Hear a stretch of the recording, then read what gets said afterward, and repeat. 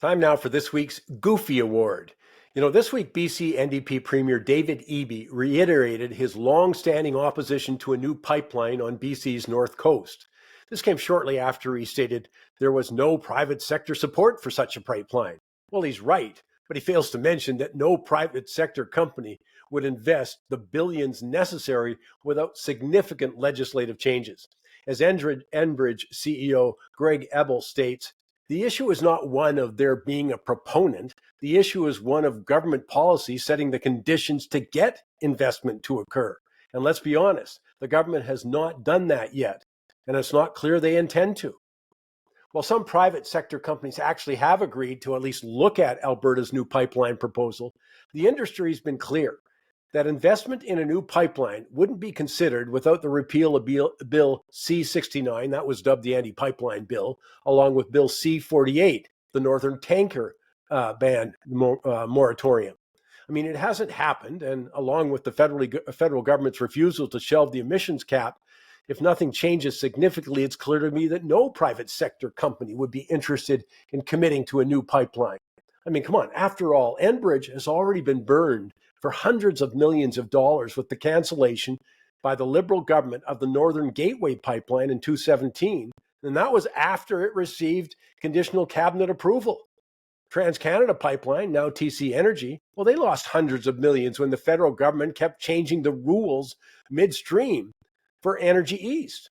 Kinder Morgan was forced to back away and sell the TMX pipeline when the NDP in BC, in their own words, was prepared to use every tool at their disposal to block it. You don't think they want changes to that?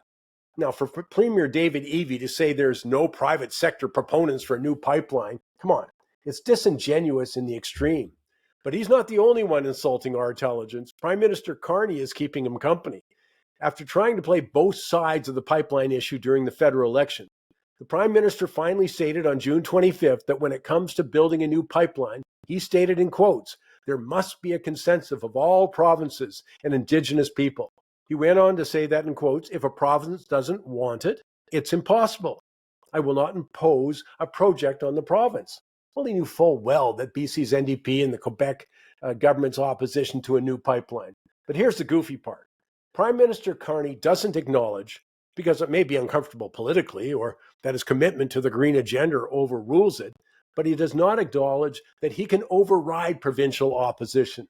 The role of the federal government and division of powers is clearly laid out in Section 92, Part 10C of our Constitution Act, which states that Parliament can overrule provincial jurisdiction on specific work or undertaking by declaring it in quotes, the general advantage of Canada, or for two or more provinces, after which it falls under federal control. They can do it. And when it comes to pipeline, the federal government tested that. Remember, with Kinder Morgan and the TMX. No, BC, as I said, wasn't going to have it.